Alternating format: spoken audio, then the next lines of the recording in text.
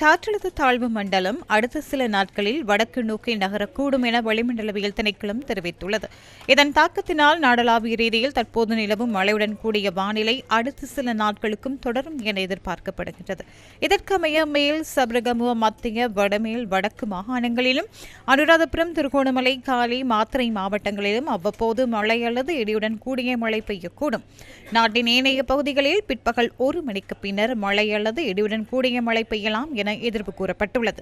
மேல் சப்ரகமு, மத்திய, வடமேல், ஊவா மாகாணங்களிலும் அம்பாறை, மட்டக்களப்பு, காலி, மாத்தறை மாவட்டங்களின் சில இடங்களிலும் 100 மில்லிமீட்டருக்கும் அதிக பலத்த மழை பெய்யக்கூடும். இடியுடன் கூடிய மழை பெய்யும் போது தற்காலிகமாக வீசக்கூடிய பலத்த காற்று, மின்னல் தாக்கங்களினால் ஏற்படக்கூடிய பாதிப்புகளை குறைத்துக் கொள்வதற்கு தேவையான முன்னெச்சரிக்கை நடவடிக்கைகளை மேற்கொள்ளுமாறு வளிமண்டலவியல் திணைக்களம் பொதுமக்களை கேட்டுக் கொண்டுள்ளது.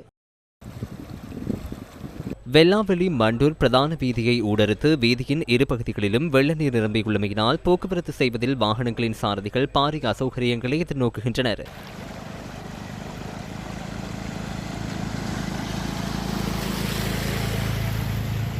மேலும் இன்று காலை குறித்த பகுதியில் நீர் பிரவாகம் அதிகரித்து காணப்படுகின்றமையினால் வெல்லாவெளி மண்டூர் பிரதான வீதியுடனான போக்குவரத்து முற்றாக பாதிக்கப்பட்டிருந்ததாக எமது செய்தியாளர் தெரிவித்தார்.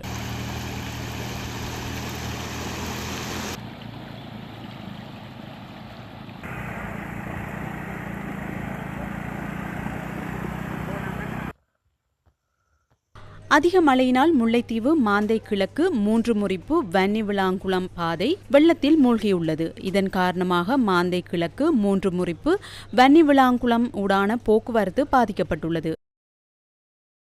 இதேவேளை அம்பாறை, நிந்தவூர் பிரதேசத்தின் பல வீதிகளும் வெள்ளத்தில் மூழ்கியுள்ளன.